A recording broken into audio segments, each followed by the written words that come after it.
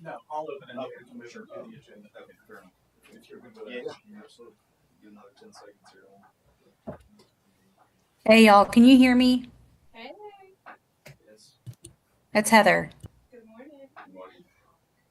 I'm guessing you can't hear me, or else somebody We would can- say I can hear you. We can hear you. Turn on your mic. Oh, okay, cool. Thank you. Because for whatever reason, the video is not working. I've used Zoom several times while I've been here, and I can't see myself. But if you can hear me, Okay, we can hear you. thank you. We're gonna go ahead and open it up for the Finance Committee meeting here, June 12th, City of Neptune Beach. Mr. City Manager, do you want to come up and open us up here for the agenda day? Thank you, Mr. Chair, Mr. Wetzel. I'd like to open up our Finance Committee meeting with just some comments on the first read or the first view of our proposed budget. This draft is for the 2026-27 City of Neptune Beach budget. There may be changes made in this budget not only during this workshop, but also during the workshops that are coming and meetings with department heads. So this is, like I said, this is just our first draft. It is based on the millage rate, our current millage rate of 3.3656. And this millage rate has not been changed in 15 years. And I think that's something we're all proud of. We've had to make no adjustments to the millage rate in 15 years. This draft provides all employees with a 3.5% cost of living raise. There is no increase in personnel during this year. There are no capital improvements funded for this year due to the reason that we still have several in the wings that need to be completed. And that is not any type of negative impact on staff. It's just a matter of time. And plus, we still have a few more months left in this budget year as well. So we're not doing, you will see no proposed capital improvements on this budget coming up. We'll be reviewing each individual department's budget on Monday, May 15th, on Monday, June 15th, and on July 20th. We'll have workshop meetings to cover each department's budget during the workshop to any changes. Pretty much this coming budget is going to be a reflection of last year's with very few changes other than the personnel, other than the cost of living raise. Yeah, and like I said, there may be several changes to the budget during the workshop. Understood. I think for the benefit of the public, then there'll be ample time if somebody wants to come. We'll have budget workshop on Monday, starting Monday. We'll Yes, have a sir. regular city council meeting Monday. And we're going Yes, to have sir. several of these workshops going on. So members of the public obviously can read the documents and come and comment if they've. Yeah, we may even have another finance committee meeting. Absolutely. Depending on what you would like to schedule for this. 10-4. Okay. If anybody- Do we want to have Heather review the fee update now, and then we'll Yes, move sir. into the budget after? Yes, Okay. sir. However you want to do it. Yes, sir. Heather, you're able Hey, to- hey, Okay. y'all. Heather, Morning, you're up. everybody. We've got your Exhibit A Good here. to see for everybody. the. Are you able to hear me, Heather? I can hear you. Can you hear me? Yes, ma'am. Okay, so we've got the Exhibit A fee table here. We're ready for you to run it through. Great. I'm not gonna spend a whole lot of time, but I do think it's important that I talk with you about some really important components of this fee table, some of the things that we accomplished last year. I want to point out that it was exactly almost a year ago today that we met, and I happened to be remote for the same, which I thought was ironic for the fee table. And what we had talked about trying to accomplish last year was making sure that we brought in revenue to cover our expenses, and that, we basically were accounting for every service that we were providing in a cost-based way. And we've done that. So I don't want to give you more information than you want, but I also know that this is the opportunity for us to talk about these things. Revenue, we can talk about revenue performance for this year has been as expected. It performed as expected. So, if we talk about fiscal years, I can speak to my department. I can't speak to the revenue for the whole citywide. I don't know if there was a revenue study prepared for everybody, but I can tell you I've done mine. And for the last fiscal year, the 24-25 year, my department brought in about 350,000 thereabouts. Right now, at this point of the fiscal year, which is about 60% deep we are in excess of that. We are at about 450,000 just for this fiscal year alone. I anticipate that we should bring in 600,000 thereabouts, maybe more, maybe less, but definitely about 600,000 for this fiscal year.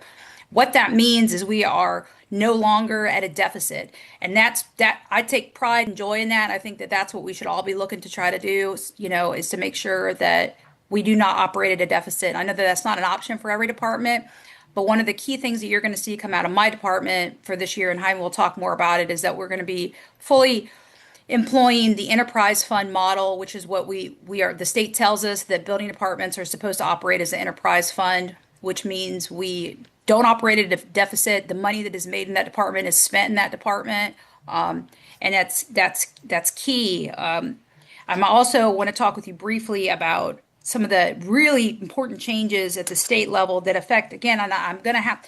I know that I've done the work for the citywide revenue table, and we can talk about all of that. Some of the specifics that are not related to my department, I'm going to have to rely on those directors to give those specifics. I have fluency in the table, but when it comes to my department specifically, the state has put some pretty hardcore statutes in place with Senate Bill 803. So I'm going to touch on that. So just to look at the staff report here, the resolution that you have attached reflects a generalized 5% increase across the board, more or less on every single fee. So what I did was take every single fee in that whole table and drive it up 5%. And that included, Neptune house rental, that included generalized fees for clerk's expenses, and, everybody across the board, I apply to 5%. Now, if we don't want that, we can pull that back, right? But that was the initial objective that I was given, to make sure that we're keeping up with our costs, because our costs are moving up in excess of 5% annually for sure. So that's what's reflected generally on this table. Like I said, if there's areas that you want to change, let's talk about it now. There are some exceptions to the 5% increase. Specifically, PD wanted some special event fees added, and those are reflected. The business tax license fees are exactly what was provided by finance. Those do not reflect a true 5%. Those reflect what the statute allows for. We do have additional fire service fees to cover plan review and inspection expenses. So in brief, last year when we met, what I had done was actually pulled out some of our standard rate fire review fees, because we had anticipated entering into a contract with JFRD, and we were going to just do what's called a pass-through rate of JFRD's expenses. JFRD didn't work out. We have a private contractor we've been working with, which has been great. We're working with two different private contractors. However, because we don't have in-house fire marshal services, right? We used to have in-house fire marshal services, and the fee table that you have now generally was the same when we had those in-house fire marshal services. We're now working with UES and Vertex, and their rates are reasonable, but they are market rate, right? So they are high. In some instances, particularly the more complicated projects, some of our bigger projects like Aldi and 1112 3rd Street, and we're going to have more. I mean, I've said this to the council before. We are in a building boom right now in Neptune. Hold on tight, because we've got big projects coming through. And with that comes big consulting review expenses. So I've been getting some pretty major bills, particularly from our fire plans examiner, not because they're overcharging us, but because those services are expensive. I'm talking $2,000, $3,000, $4,000 bills. So when you see changes to that fee table, what I've done is reemployed almost the exact same fee structure we had in 22, 23, 24 timeframe broken down. But then I had to dial those fees up to match what we're getting billables for plans examination. Similarly with electric fees, not real high of an increase, but they are in excess of 5%. Heather, I did what I did. Pause for Yes, one sir. moment, Heather. Yep. You were providing a lot of information very quickly. Can we just stop? Oh, okay, sure. Sorry. on the Am I just fire, talking too fast? No, it's not that you're too fast. It's just you're covering a lot of ground. I just wanted to make sure we talked about the fire, and I want to go back to the general comment you made about the state. I'm going to go through. I'm just kind of walking through the staff report to kind of tell you what we're touching on today, but we can stop at any point. Well, just real quick while you're talking about it. So the fire, I'm looking at the Exhibit A, and for fire, It says 45% of building permit fee plus additional review fees required for plans examination or special inspections. Is this what you're talking about has been plussed up to match what our deal is with UES or with Vertex? Well, that whole fire section.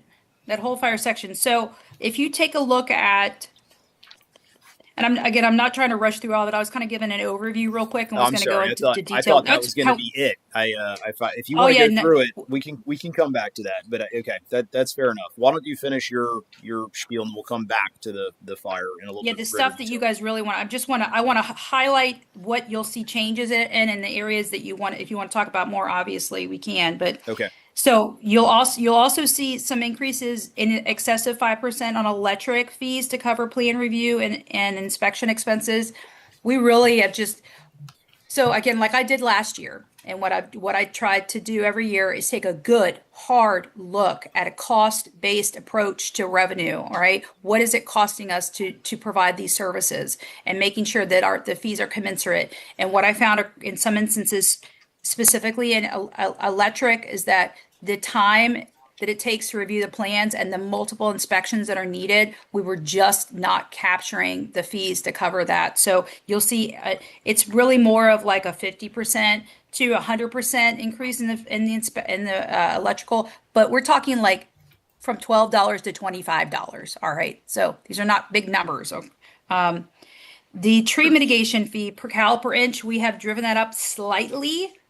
Because what we found is that it's cheaper for people to take down healthy trees than it is for them to replant them. Again, an instance in which our market rate to plant a tree right now is so much higher than what we're actually charging people to take down healthy trees, that we're just trying to I'm not going to say disincentivize it, but the idea is that the mitigation is there for a reason, right? So what we're finding is that people can take down a healthy tree for, maybe $800, but it would take them $3,000 to plant a healthy tree. So that people are taking the trees down and just paying the fee than replanting.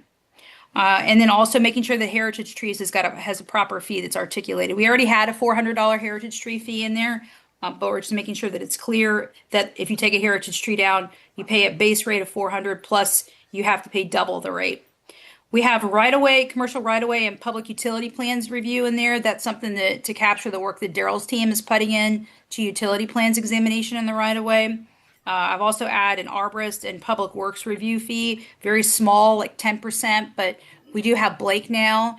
And Blake is, thankfully we have an expert, an arborist that can look at tree plans and can, both evaluate trees coming down and trees that are being planted, and tree protection plans, which we need a lot of. And that's a 10% fee for that. Public Works, also we have Chuck that's doing reviews now. That's to cover his time. And really 10% is so de minimis. It's a very small amount of money at the end of the day. Quite honestly, it should be more. That is not a cost-based solution. That is really just to try to cover the cost, because public service is definitely, we definitely are not taking in 100% of what it costs us to provide those services. Easement preparation and right-of-way vacation fees. So, y'all remember a few months ago, we've been getting a lot of these easement requests. We did not have a fee that was commensurate with the amount of legal time to prepare the easement documents, to take it through the notification process, to get to the board. So that's articulated in there now. There's an easement prep and right-of-way vacation fee. A meter set inspection fee, that's something that Daryl had asked for. And then an increase in the water sewer user impact fee. That's a rate that has not increased for almost 10 years. So now that doubled. It probably needs to go higher. And we're trying to get a contract in place with somebody to help us verify what's going to be the right numbers for impact fees. But that's the sewer impact fees. So what I'm going to jump in here quickly is the notes on state statutes overview here. So Florida Statute 803 that goes into effect July 1, 2026. Boy, howdy, are we in for it now? My department. So, it's an interesting time with this effort to evaluate property taxes, if we're going to have them. It leaves us in a spot to where obviously our job is to make sure that we are covering our costs. Right? If we lose property taxes, how are we going to bring in revenue? So revenue is important. At the very same time, the state is also taking away our ability, and whether or not you support it or not. This is not a political argument. It's just what it is. The state is taking away our ability to do certain types of revenue generation in the building department. Florida Statute 803 requires cost-based pricing. Specifically, local governments are restricted from using arbitrary value scales, i.e. assessing a percentage of the total value of the project. And Councilor Rogers, I know that you are in the building industry and you understand what I mean by that, right? Right now, virtually 100%, and I can say that with confidence because the BOAF, the Builders Association of Florida conference, was just a couple weeks ago. Right now, I'm at another training with BOAF and floodplain certification with FEMA here. Everybody is talking about 803. Virtually 100% of the state right now assesses all fees in building construction based on total project value. So we are in a place where the state has said fees must reflect the actual cost incurred by the local enforcement agency to review plans and perform inspections. That's a wild ask, and there are no good examples of fee alternatives. So the fee alternatives that I am bringing to the table to recommend, not at this time, because it's not in place, and I don't think anybody. One of the reasons why I'm here is it's super important for me to be talking with other cities. Can you guys hear me? Okay, am I talking too fast? Yes. Okay, You should have been a college professor. The way you can just go continuously, but yeah, we can hear you. Okay, well, I'm going to pause so you guys can ask me questions, but I just want to take the whole scope of what we're addressing here. I'm having a lot of conversations with building officials statewide about how are they going to tackle what we're being asked to do, and nobody's got an answer. And it's really important that we approach this in a way that is going to work. So fee alternative methods that we can use to calculate fees without relying on project valuation that I am recommending at some point, not today, because we're not at a place where we can say with confidence it's the right solution, might be on things like gross square footage, using International Code Council or ICC average tables, or setting similar types of flat rate based on linear foots, similar to the way that I do ACs and electric panels and windows, etc. So this is going to require some type of an update for fiscal year 26-27, but until we land on a solution that we feel confident we can move forward with, we really don't want to put it in place. I am not, my last comment, and I'll stop yapping here, is I'm not real concerned about us being in violation of the state, because here's why. I've already spoken to several representatives at the state level and in the building industry, and we've already gotten a public records request that Jillian and Catherine and I have had to respond to regarding how much money is the revenue, how much revenue is the building department taking in relative to what they're expending. The state is targeting communities that are making money off of building permits, and there are counties that are making much money. That's every community in the United States of America, by the way. Yeah, being in the building, and that's not us. That's not us. Okay, so the state is going after communities that have so much money in their building department that they have slush funds that they can build new buildings for other departments. And I'm not going to tell you who those counties are, but we're surrounded by them. Right? That's not us. That's what we are. When you look at our numbers, we have been operating. I don't. When I came in, we were operating at a deficit. My goal is to keep us from being at a deficit. We're going to put a solution in place, but ultimately, I'm going to tell you what. In order for us to comply with the state, it will actually result in higher fees, because we're not bringing in. We're not what they're trying to go after. So we're gonna make sure we do this right. So I'll stop there, and I'm ready to talk through whatever questions you have. Thank you for your patience with me. Thank you, Professor. I want to just hit two questions on the fee table, and then I'd like to talk about the state statute requirements, as I think you have assessed that accurately. It's a big deal, and like you said, it's a bigger deal for other places that use this as revenue generation. It's frankly obscene in other communities that I've seen.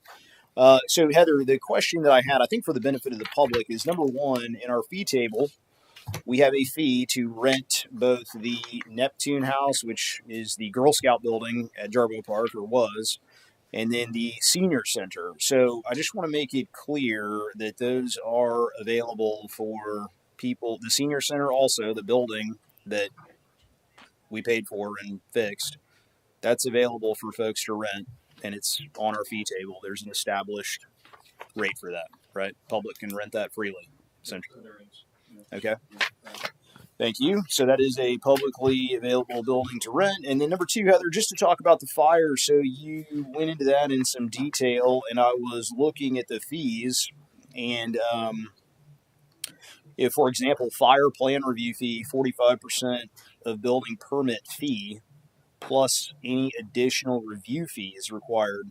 So when I first read that, I don't know if that's trying to match a term, a business term that we've established with Vertex or with UES, but 45% of the building permit fee for a fire plan review, that seemed extraordinarily high unless the building permit fee is extraordinarily low. The building permit fee is extraordinarily low. So I can't see Dallas. Dallas, are you in the room? I am.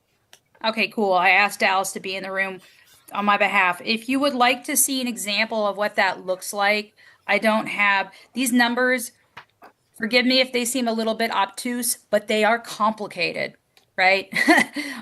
There's a lot that goes into making these numbers make sense. So the building permit fee is not the overall permit fee. It is specifically to the building permit services. And I don't know how else to show it.Maybe Dallas, if you could pull up a couple of breakdowns from like what I'm trying to think of a good example, 1112 3rd Street, or maybe another one that had a recent one. 1112 was really high because that was like, a $12 million project, right? So you're going to have really high fees associated with that. But I'm not going to say it's really low, but if you if you go back up to the top of the table where you see the cost of construction for building permits, right? Yes, it says $48 plus cost Correct. of construction fee. Correct, right? So, I mean, if you look at these breakdowns, you'll see, I'm just looking at, for example, if for value of construction, let's say 10,500 to 105,000, it's $150 for the first $10,000, right? And then an additional $1,000 a part thereof, incrementally. That 45% is 45% of that number. Okay, so the fire review fee in that example, let's just say it's $100, would be $45. Yeah, I think we ought to look at this whole. I mean, I guess It's equivalent. It's very much equivalent to. This is how we do all the other base rate fees. So if you look back up at the top of the building, so the building official review is 50% of the building permit value. The planning review, which is what I do, is 40% of the value. The stormwater MS4 is 20% of the value. And these are on, let's say they're $1,000. Let's just, for example, say it's a $1,000 building permit fee. The building officials review would be another 500. Mine would be 400. That would put you at like a $2,000 price point. It's kind of, Yeah, I mean, Heather, I think that the permit fees, just doing quick math, I think that, as you said, we are substantially cheaper than major municipalities, the way they charge. That I've been at least looking at recently, other municipalities. So, I guess, okay, I understand that. And does it make sense, Heather, rather than do all the fees though? That I mean, I'm just talking out loud, brainstorming here. When you have fees that then are just functions of other fees, right?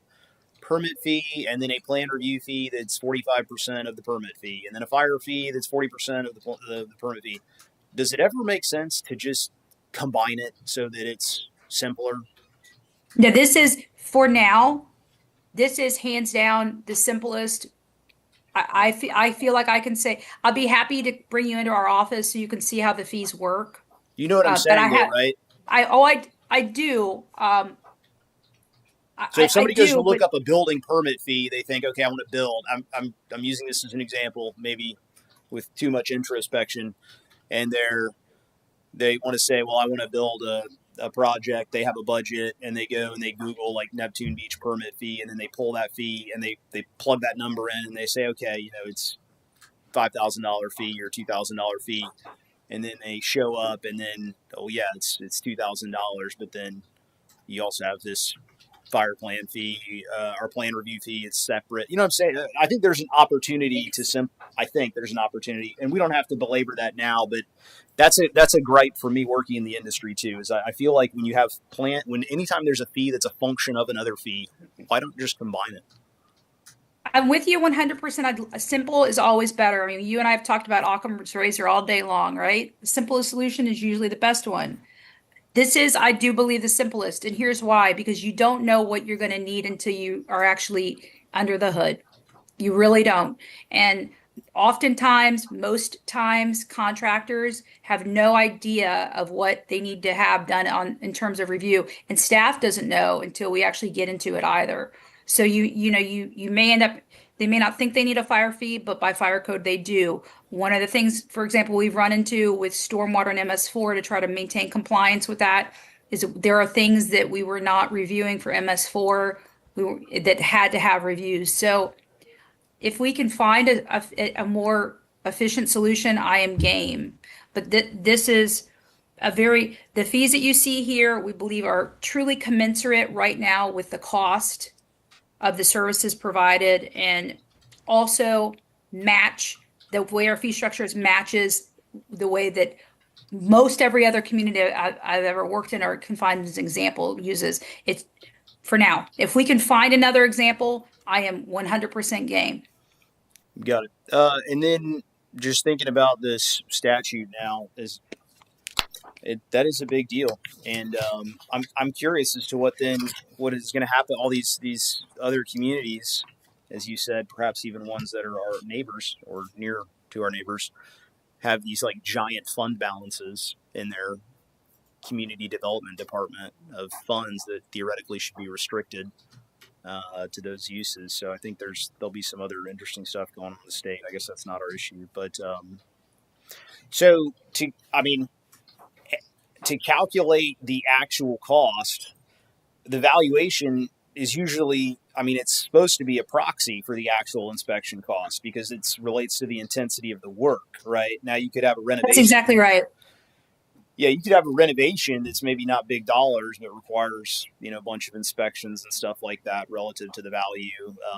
And if you're building a big warehouse, the shell that's concrete slab and tilt panel walls and flat roof, it's probably going to cost a lot more than it's going to cost to inspect. But I'm trying to think in my mind how we would deal with. Would it be some type of a historical basis almost? Do we track our time? Do we have data even where you could say, well, we spent X dollars on the typical single family home, that's 2,000 square feet or whatever. Do we even have records like that where we might be able to point to for defending our fees? Absolutely. We do have those types of records, but yeah, we do. And I'm always going to bring it back to the fact that, we are, and I'm going to let everybody else argue this for me as well, but we are such a slim staff. Our staff is such a limited resource. So trying to do that type of thing, to be fair, is almost an exercise in wasting everyone's time. And I'm not saying that to you. I'm saying in general, what I've learned by trying to crack this nut, right, is that for me, the ISO, you know what the ISO is, right? International standards in the Building Association. I'm required to do an annual report. I'm also required to do a 5-year audit. We just completed our 5-year audit, and we did really, really well. We actually raised our ISO rating by like 2 points. So I feel good about that. And ISO judges us based on the fees that we're charging, right? And does an audit of all of the inspections that we're charging on every building permit to make sure that we are completing the required number of inspections. And an average new build, a single family home, people don't realize this, it can require as much as 25 or 30 inspections. That's a lot of time. That's just for the structural part. We're not even getting into all of the trade inspections. Remember how many electrical roughs, AC inspections, mechanicals, plumbings, roofs. there can be, you know, total on a house, you know, depending on what they got going on. God forbid they have a pool, which is another 20 inspections, right? So what we know is that we are performing, for one, we can say with pride, we are performing the number of required inspections on every building permit. That means our community is safe, right? Number two, I know on average how many inspections every single building permit is going to require. I can pull a historical log, which I've done for audits, but based on those average numbers, I know how much time each building permit is going to take in terms of final inspections. So we believe that we are accounting for the appropriate equivalency for time for each of the inspections required in these so each permit fee, you got to remember, is covering the plans examination as well as the inspection costs. When you start thinking about it like that, you realize, man, these are low fees, right? How much time does it take you to, you know, inspect an AC? You know, probably more than, you know, a couple minutes, a little, you know, and we're getting charged at about $100 to $150 an hour. That's what it costs us in general for our inspection time. So that's kind of how we address these things. Okay, so if we're precluded from using arbitrary valuation scale, which I guess I don't know that it is. It's not arbitrary. I mean, is that what you would then say? Is, well, it's not arbitrary because Okay. you can document, or you're. I thought you were talking about we're gonna have to come up with a completely radicalized, Well, different. I believe, I would, I think there's two sides to this. Right now, using a value-based system, which is what the industry standard is, I do not believe is arbitrary right now, because it's the best tool we have, and it has been proven to be the right tool industry-wide, right? We know that. And so long as you are carefully, and I feel with confidence that we are careful stewards of public funds, we're not overcharging, we are making sure that the fees that we collect based, again, you can see some things are based on actual fixture counts, right? So like on trades specifically, those are fixture count numbers. It's the building construction value permit component that is value based, right? That's where you get to the slippery thing. But so long as we're double checking to make sure that we know that the fees that we're charging are commensurate with what we believe is the true time it takes for plans examination and inspections. Here's where it becomes arbitrary, sir, in my opinion, is the fit and finish of the product, right? So we're seeing new builds of, let's just say, a 3,000 square foot home right now. You're not able to build a 3,000 square foot home for much less than $500,000, maybe $400,000. When I start seeing numbers under $400,000, I have to go back to the ICC standard rate table and check their numbers. Okay, really, we're looking at, based on most ICC standard rate tables right now, 3,000 square foot home, the finish is going to be about a $700,000 total job. Okay, now here's the difference: is that going to be fitted with granite countertops, right, or Formica? Are you going to be using the high-end tub, the porcelain tub, or are you going to use a composite? The fit and finish of the product, when a contractor comes in and gives me a 3,000 square foot house and says it's costing them $500,000, I go, maybe that's on the low end, but it may be the cheapest thing they could find at Home Depot.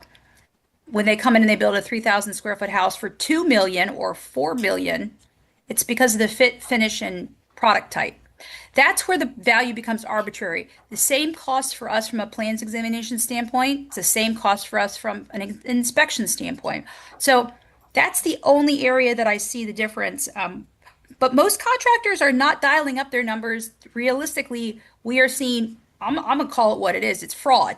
We are getting a lot of fraudulent building construction values. I mean, we're getting folks trying to tell us they're building 3,000 square foot houses for $200,000. I'm like, I'm sorry, we can't accept that, you know?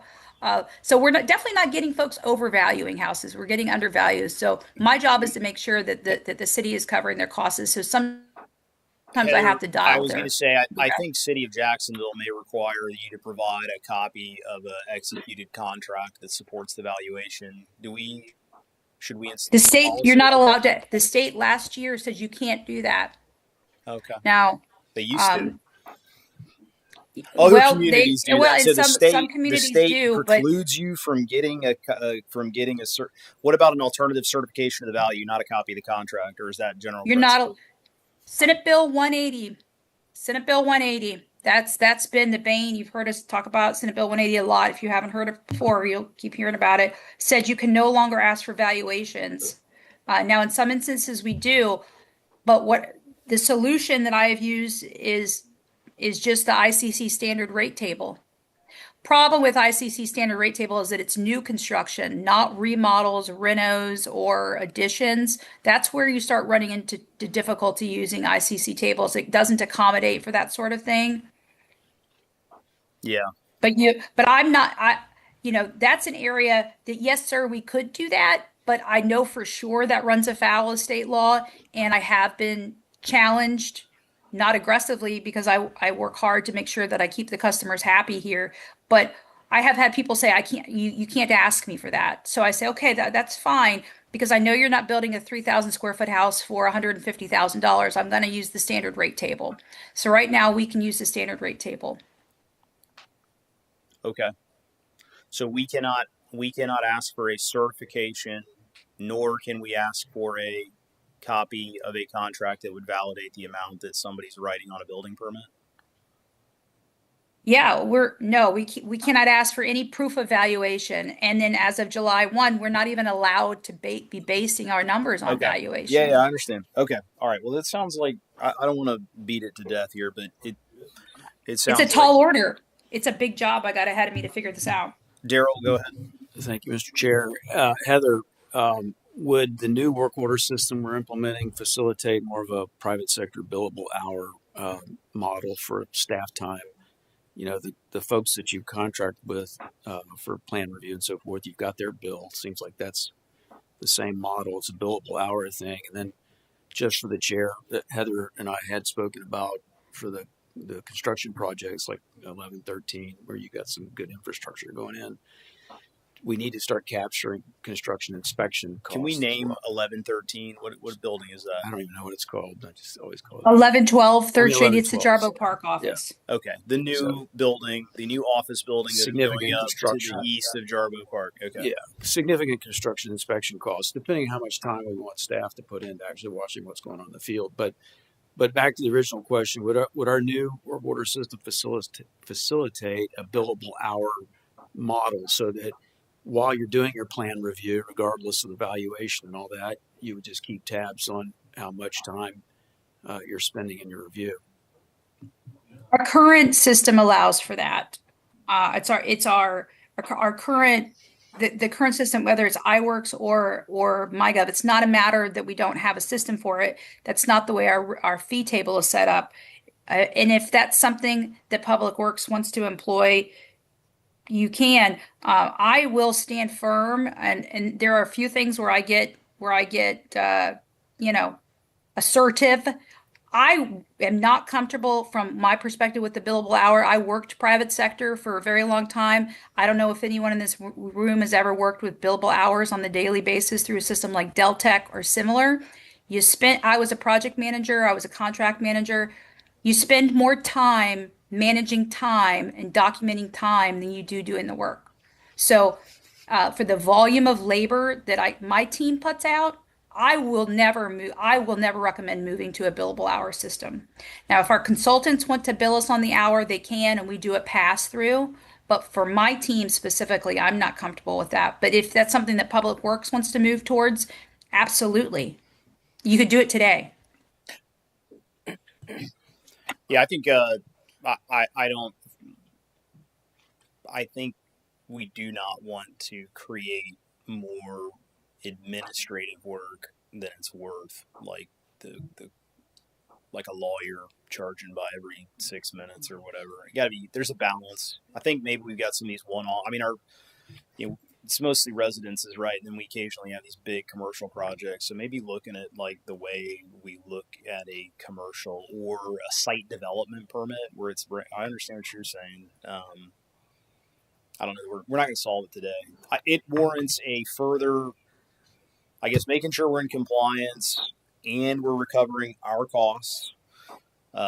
And we want to make sure that for people that are building on their property here, they have certainty. I don't think either we want to say your permit fee we'll tell you at the end of the job.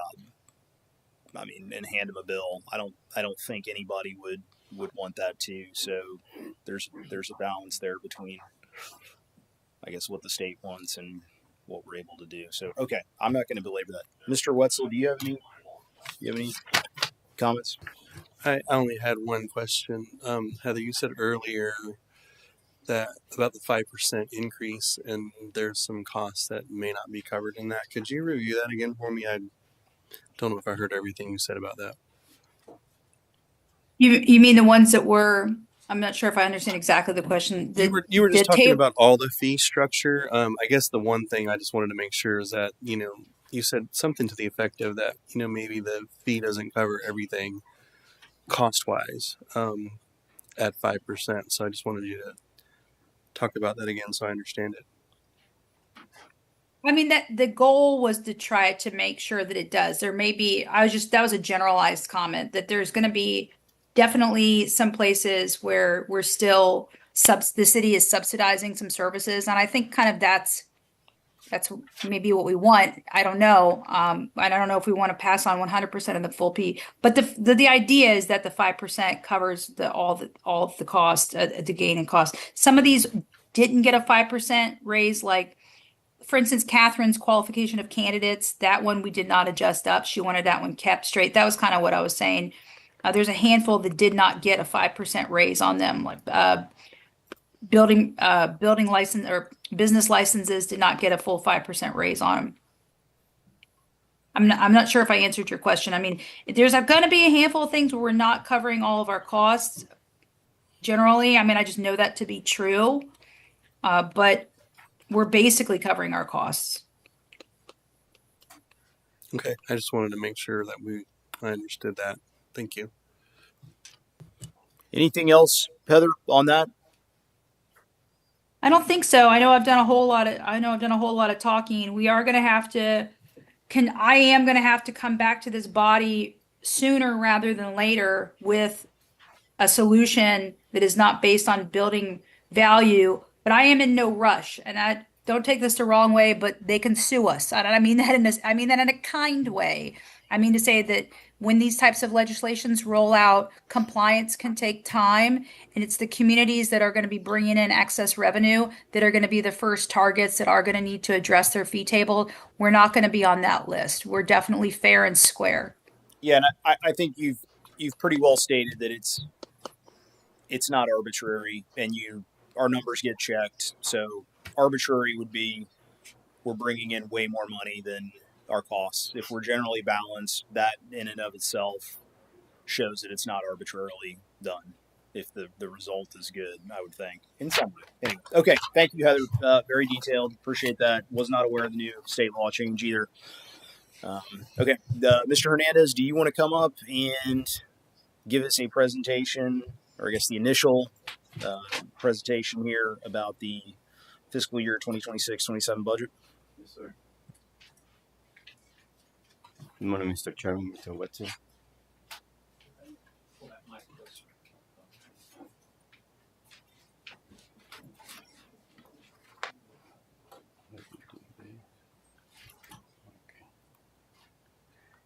So in front of you, you have the budget proposal or framework for the 2026-27 budget, operational budget for the city of Neptune Beach. On the first slide, you're going to see that the total amount of revenues for the city is estimated to be around $22.8 million, and the total operating expense at about $20.1 million. So non-operational expenses was $1.3 million, and capital outlay $212,000. That's the total capital outlay that we anticipated to have for the 26-27 budget year. We anticipating to have around citywide about $1 million in surplus. The table that you see on the side is on page 50 of your package. It's really hard to read from here. So the first line is you have the general fund, which generated is going to be generated. We estimate to generate about $9.4 million. The second column is the special revenue funds, around $1.4 million, almost $1.5 million in revenues, and the enterprise funds, $11.9 million, almost $12 million. The expenditure by department, general fund 2.9 that 2.9.2 million dollars, $874,000 total expenses for the special revenue funds, and the enterprise funds $10 million. And that's for the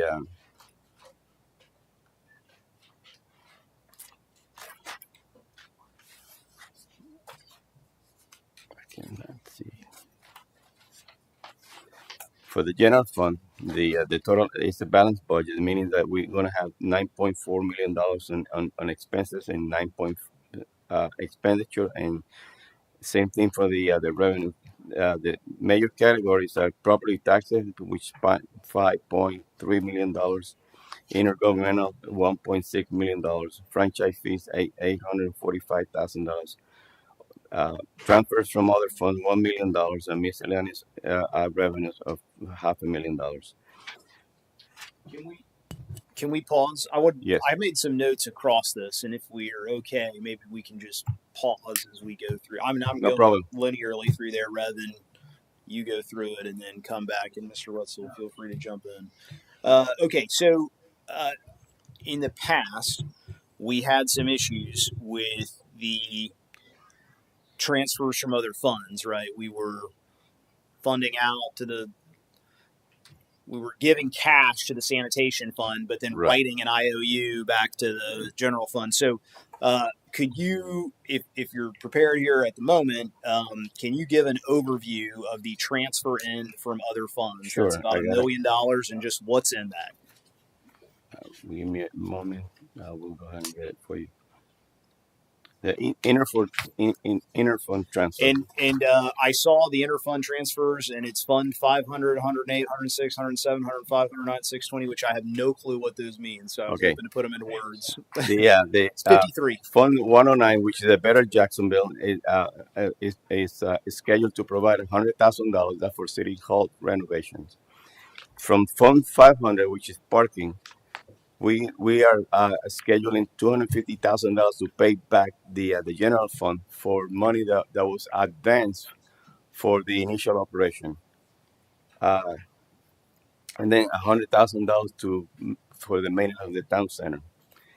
From Fund 430, which is sanitation, we're scheduling $332,000 in this coming year to pay back the portion of the debt of $900,000 advanced to the sanitation fund.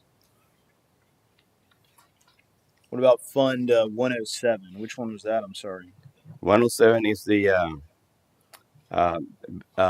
gas tax fund. Okay. You went in a different order here. So there's an interfund transfer of 332. 500, you said was the parking. That's 350. What was 107? You said, sorry. 107. I'm sorry, is not listed over here. 107 is the gas tax money. Gas tax. Okay. Yeah, that is supposed to be used for the maintenance of street and drainage. And then what was Fund 109? That is Better Jacks money. Okay, Better Jacks. Okay. So the 332 is all from sanitation. Sanitation. Fund. And we now, I know we're going to go into it, but just since we're talking about it now, the sanitation fund, though, actually has the cash to recognize. Well, yeah, we have to do an amended to the fees, 7% to pay the debt. Got it. And for the general fund, we're not touching what was in the general fund's bank account. Right, we're not. We're supposed to receive that. We're going to use a portion of this payment to fund the general fund for the fiscal year 26-27. Got it. And for the benefit here, I just went for the benefit of everybody. So the property taxes are up. If my Property taxes is 8%? based on value of the property. So that number might change. And we haven't received a certification from the property appraiser yet. Got it. So I basically did a trend analysis for the last 3 years and plug it in for the time being. Okay, so we have the property taxes, though. I mean, we're projecting an 8% increase in the real property taxes, which that sounds good this year. Next year might be way less certain, right? That is a different story. We are waiting to see what is going to happen. Okay, so we don't have to hit that right now, but just so for next year, we're not only are we not showing it going down, we're showing it going up 8%. And then moving down from the general fund revenue detail, the building permits, plan review fees, fire plan review fees. I just wanted to confirm the reason that stuff is zeroed out is, as we discussed before, you are making a conversion to an enterprise fund, so we're zeroing that Yes, out sir. here, right? Okay. Mm-hmm. Intergovernmental revenue down 25%. It looks like a chunk of that was out of the sales tax. We're projecting $75,000 less.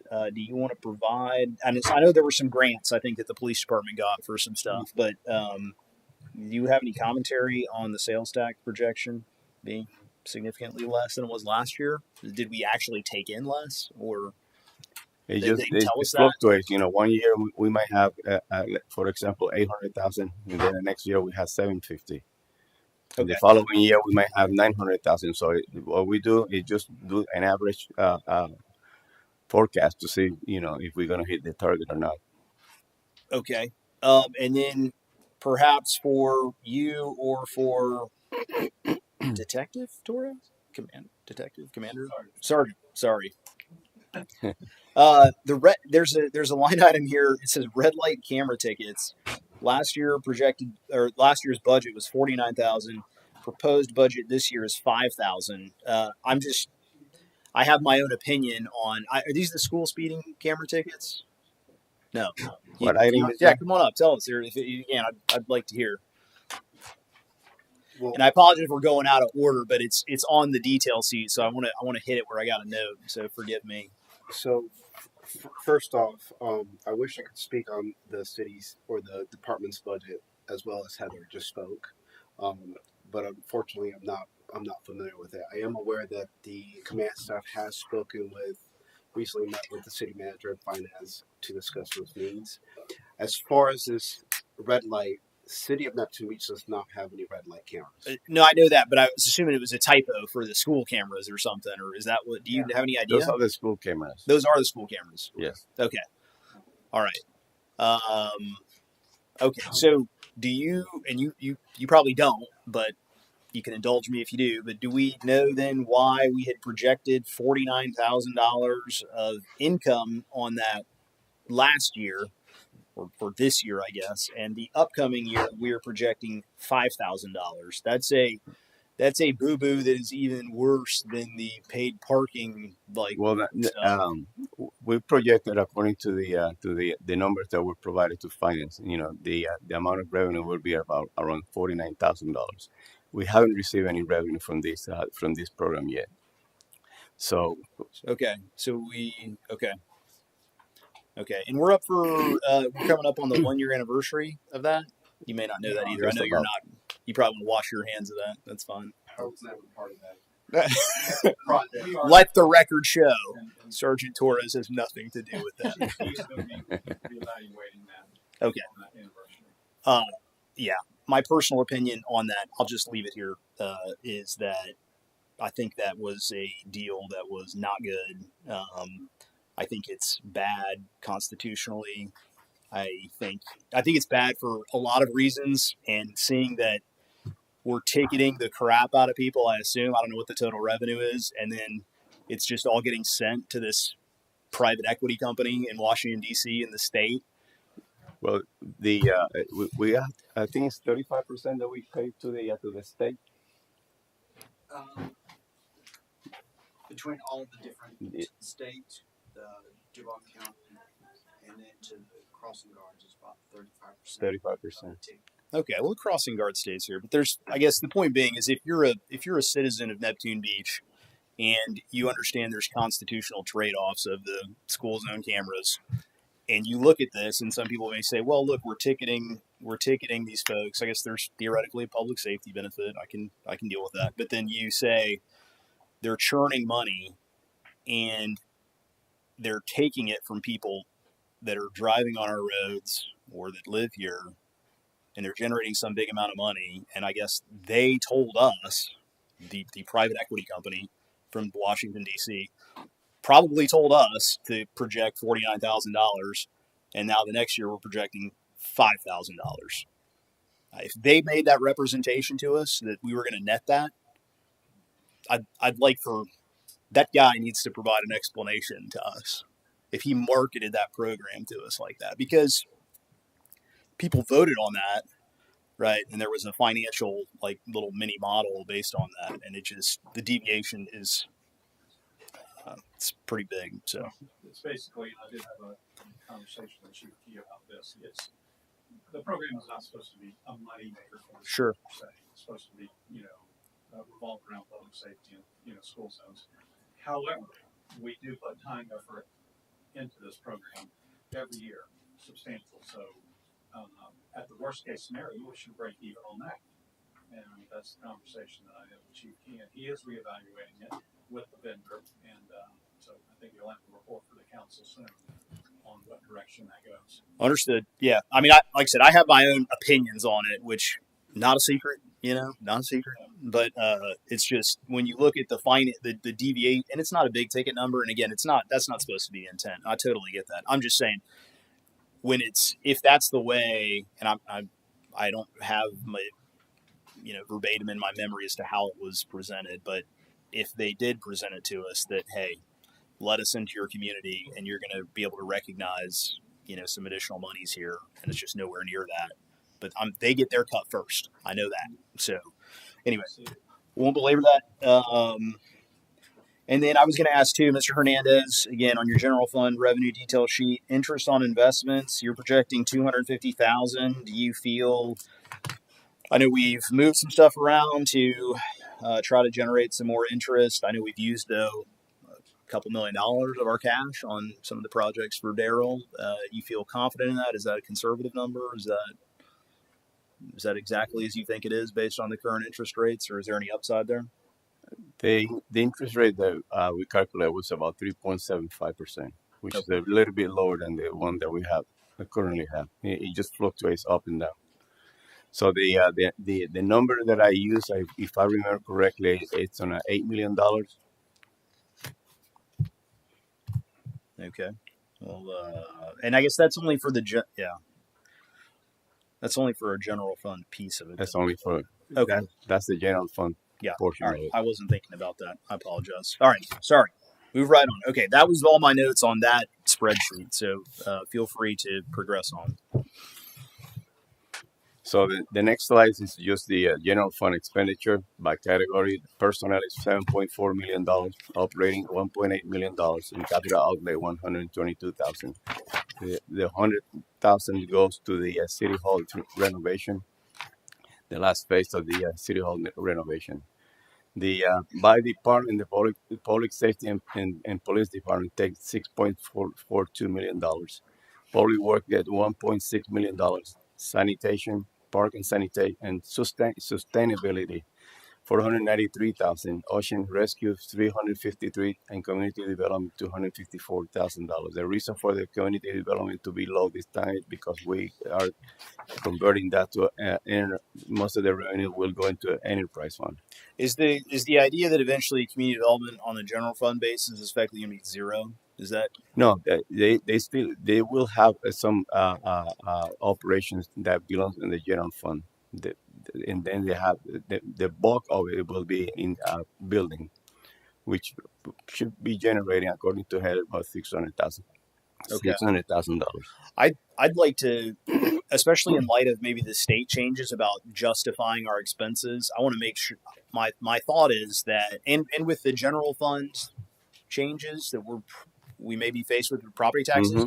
I think it's going to be really important that each department, especially if it can become an enterprise fund, we're able to push those into these buckets that have user fees and they're charging for the service Right. and push it out of the general fund. I realize it makes like life simpler because again, we are a small government. We're small and a lot of people do different stuff. That's obvious. You guys all do all kind of stuff across departments, right? So it's harder here than say a big municipality, but I think it's going to become more important to try to get stuff bucketed where you can put user fees on that and then also do the assessment of the administrative overhead onto each of those enterprise funds. So you're dropping your general fund expenditures and you're pushing all these out to user fees to the extent, it's something like Correct. Right now, the overhead is about 16%.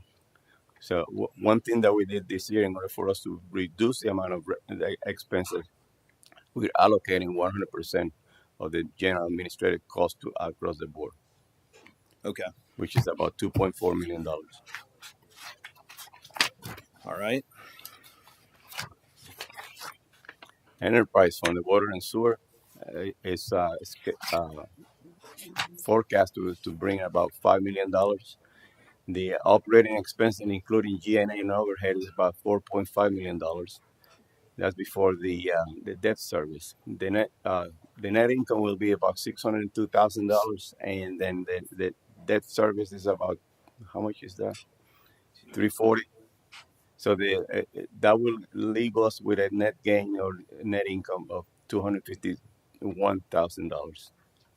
And we're looking at we got the fee study launched too, so we're going to look at those fees that are being charged and balance it out against our investments. Okay. So the sanitation, the operating revenue is $3 million. Expenses, and mostly it's the paying waste pro, $2.6 million. That includes G&A and overhead indirect cost allocation. Then the net income is about $432,000.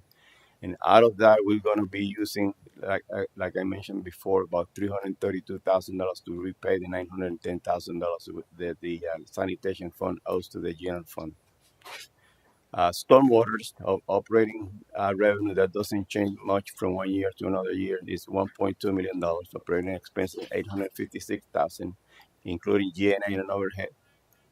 The net income will be about $394,000. That is somewhere is a strong fund. Daryl, do you have guys that's their dedicated role, or do you have guys that you charge off, like your staff, that they charge their time when they're working on drain projects, or how does that? We have 2 full-time employees charged to the stormwater fund. Okay. Yep. The next one is parking. Collins, then we talked together and we forecast that we probably gonna get about $1.3 million in revenue this year, according to the numbers that we have lately for the last five or 6 months. The operating expense that will be $856,000, including just G&A allocation. The net income will be about $552,000. Parking owes the general fund a repayment of $250,000 for prior years advanced for the initial working capital. So, and again, in light of the comment too about general fund and pushing stuff down, so this parking, it seems to be even so the police department's got it set up now. Well, it's transitioned over to Colin. It seems to be in relatively good shape. I think we've got a rate that everybody's okay with, and it works for now. I'm just thinking in my mind, so like any of the capital type projects that would go on in this vicinity, we ought to be charging them if it's defensible to this fund rather than anything that would be coming out of one of the general enterprise funds or the general fund, right? Already started that. Okay. Yes. So, yeah. So there's like a force main project we talked about, right? And there's obviously some things that need to be done here. So I think too, folks see that it's accumulating good balance. That's great, but there's going to be projects that are launched off that to fix drainage and lighting and stuff like that in this area. So, and if I may, yeah. At our next council meeting, I will be bringing the agreement between Neptune Beach and Elaine Beach on the paid parking program. I'm going to request that we leave that alone until the end of the budget year to to see what the exact numbers are. Now, basically our math is in line and making sense with it now. Mm. So we can renegotiate that contract with Atlantic Beach. That would be, I prefer to do it when we see exactly what our numbers are with the new software and the new rates. What I saw in the, I'm going to jump around to the page real quick if I can, the detail, since we're talking about it. Yeah, so, I mean, I don't know if you're able to share any discussions or feedback that's for public consumption with Atlantic Beach. I'd love to hear it, but I see we're proposing stroking them a $390,000 check for their revenue share. So hopefully they're pleased as well with the improvements, because it's a 200% increase over what they had last year. So hopefully they're very pleased with the adjustments that have been made as well to that system. I can assure you that 70-30 split will be dealt with. Okay. And they're a good partner. I mean, I think now it feels like it's working good. So far. We're taking the beating on that. Got it. Yeah, that's a nice $390,000 for being a parking space landlord. That's a good deal, But good for them. They did a good job when they negotiated the initial deal. It was a good deal. How that story went down. Yeah. So, Some of the people that were there told me.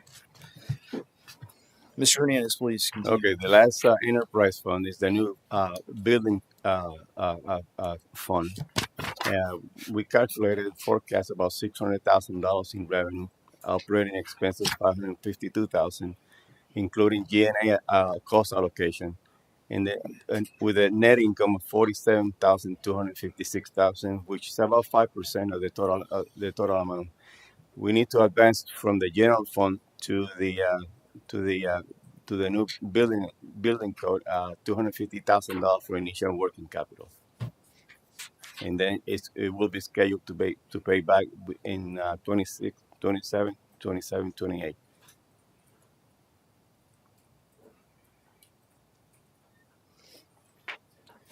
The next slide is a list of the special revenue funds. Police Education Fund, Jarbo Park, which is going to be closed and moved to the general fund. Convention Development Fund, that one will be closed to go to the Neptune Beach Tourist District. That is also a new special revenue fund. Do you want to talk about that now? Yeah, we have the Convention Development Fund. We don't have any way to spend the money because we don't have any convention over here. However, we can use it. Is that from the hotel tax or Yes. what? Okay. That is, and we had about $150,000 in the fund right now as the equity. So by designating a tourist district, we can utilize assign the funds to the fund and utilize it over there. Was there any expenditures or anything in that, or was it literally just an That is enterprise fund that took a check? That just received the check from that's all it was? That's it. Would it make sense to have, just throwing this out there, given, I guess, what it is, I'm trying to think about that. I guess it's all hotels. I was going to say, would it make sense to combine like the whole paid parking and the tourist district fund? Which Well, I'm not sure if I'm sold on that name, but according to the designation, you have to have it completely separate. Okay. Now, you All can right. utilize the portion of the fund for the maintenance of the parking, for example, that will make a contribution to the district, to the tourist district. I'm just thinking the hotel is the Seahorse is what generates the most of the tax probably on that. Probably. So it would make sense to. Okay, fair enough. I understand there's So rules. that yeah, go ahead. At the end of the day, that money's going to end up staying in the town center where it belongs. Got it. Or for other related upgrades. So that by resolution had to be voted by the city council and make a designation. Okay. So your recommendation though, close it out and Combine a few other special revenue fund, combining to the district, so we can just go ahead and use the Okay. money. I saw the police department range. I'm gonna throw out a wild idea. How about, is there any opportunity for a Residence Day out there at the gun range? Certainly pass it on. I think the residents over there get to hear them shooting all the time. It'd be nice if we invited the folks over there to have an opportunity to use that if we're investing. Now, again, it's fines and forfeiture, but I just want to throw that out there. Please continue Okay. on. So, special revenue fund revenues $1.4 million, expenditure about 1.2, and surplus estimated surplus will be about $263,000. Interfund transfer, we already talked about Yeah. this. Okay. So you already had it. See, I just skipped. I just should have told me to wait. That's fine.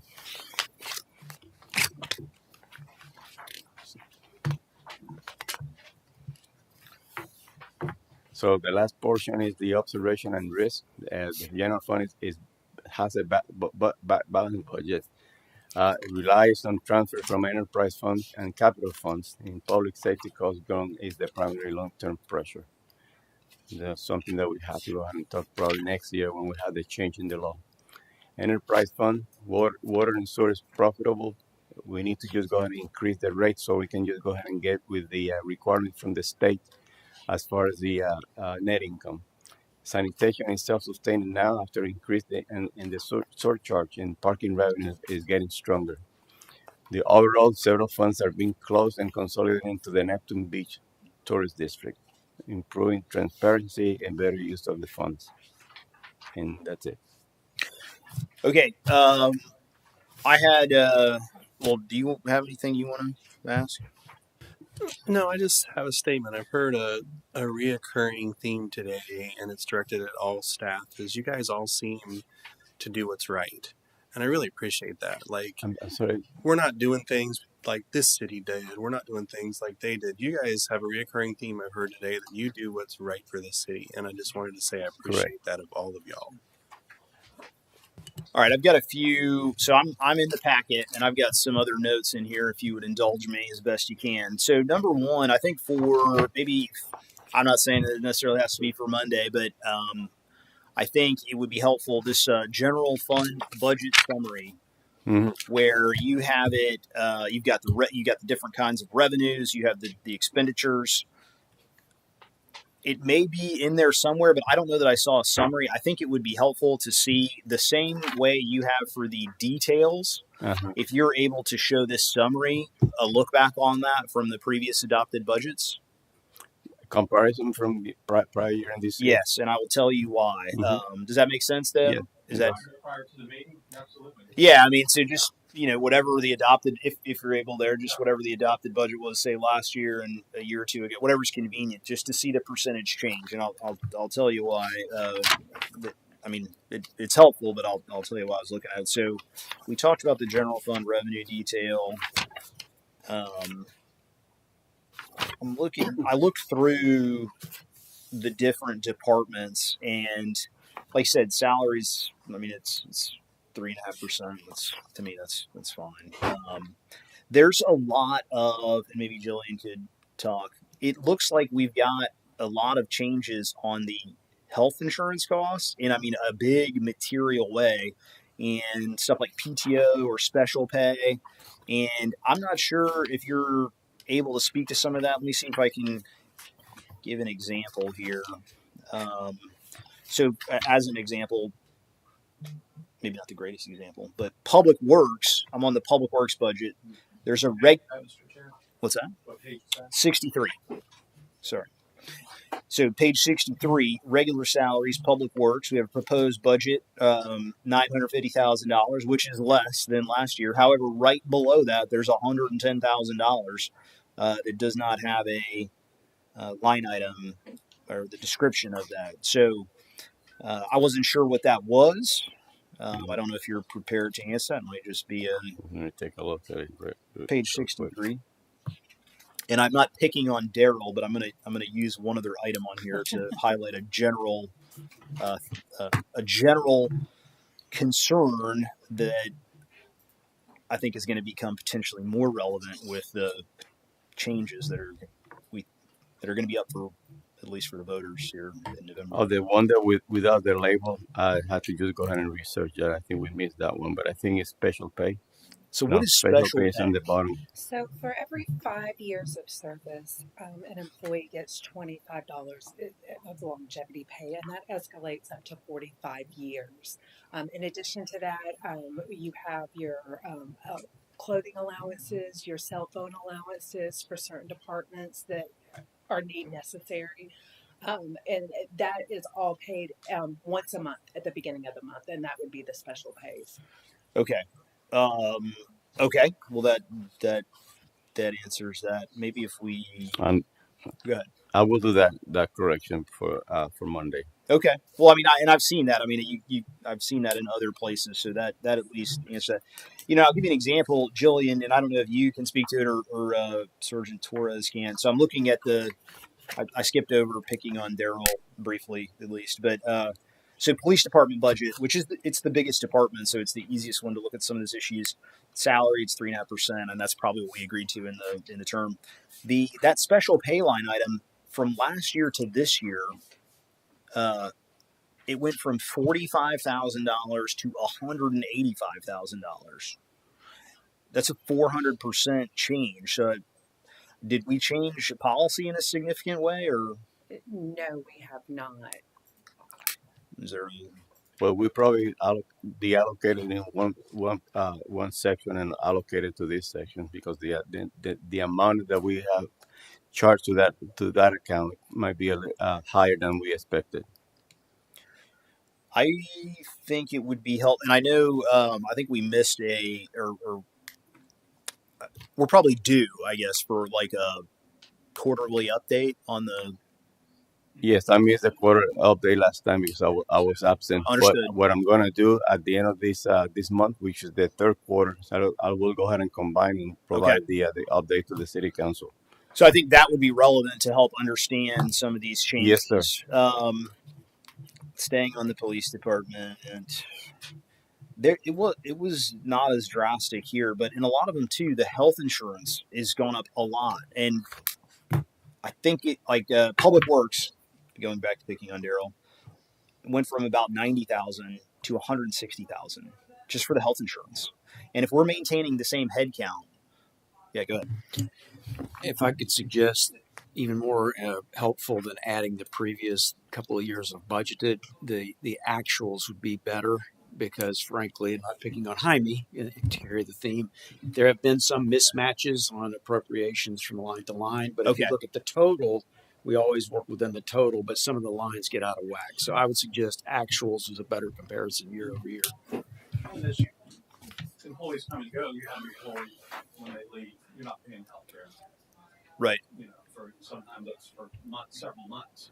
I think it's fair. We should get the actuals then. If it's not, if the adopted budget from last year didn't match that exactly, and now we're getting. I know that there was.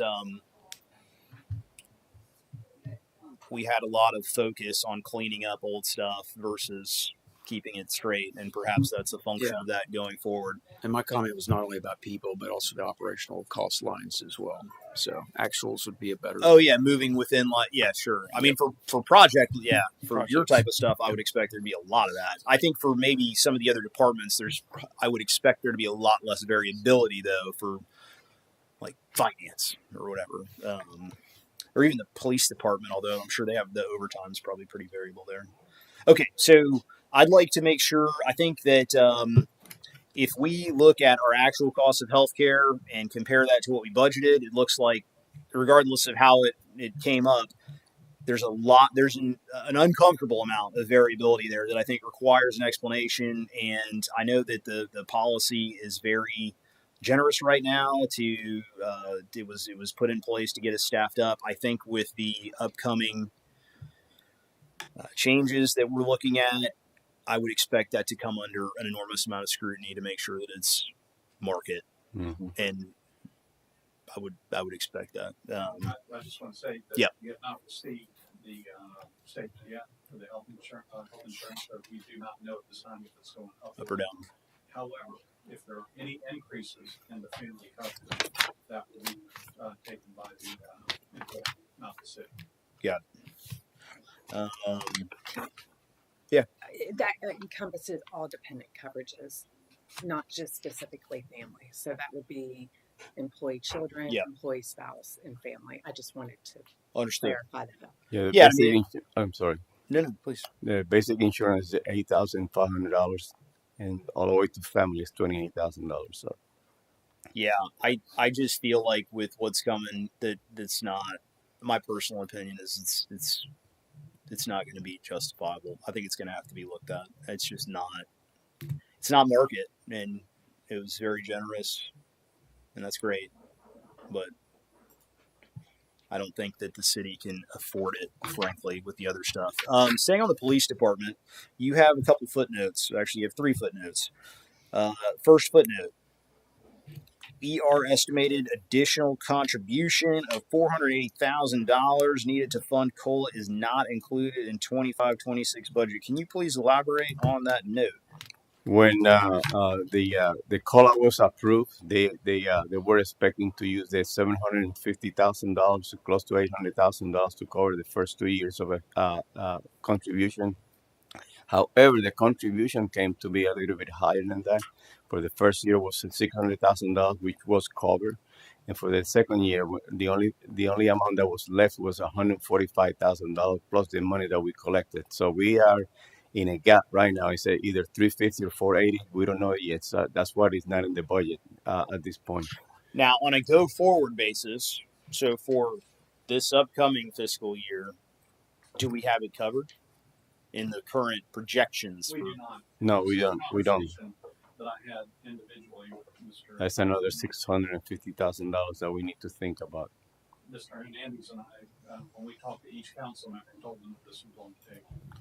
Well, it sounds like I don't think that there's much choice. I mean, I feel like we have to place it into the budget, and then because that's the current commitment, right, that we've made. We have to account for that. We can't run a deficit, and then it would be up to you guys and the city council's approval as to where that funding comes from, or if there's a change. I mean, I know that they ratified that 2 years ago or something like that. So, but we have to carry that. I mean, that's my opinion. You guys can talk about it Monday with the big group, but it has to be carried in here. And I think it'll be ugly looking, but we need to look at reality for what that is. So Mr. Hernandez talked about that yesterday, and staff's recommendation is for the reserve. Reserve to come out of rather than fund it Well, operationally. for this year, we had to go ahead and use the reserve in order for us to be able to fund that. We will know more or less how much money we'll need to have from the reserve by beginning of September.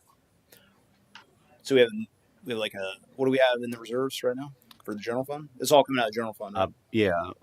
We have about $2.7 million. And then we have another $1.8 million that is being set aside for capital improvement projects. 2 point what?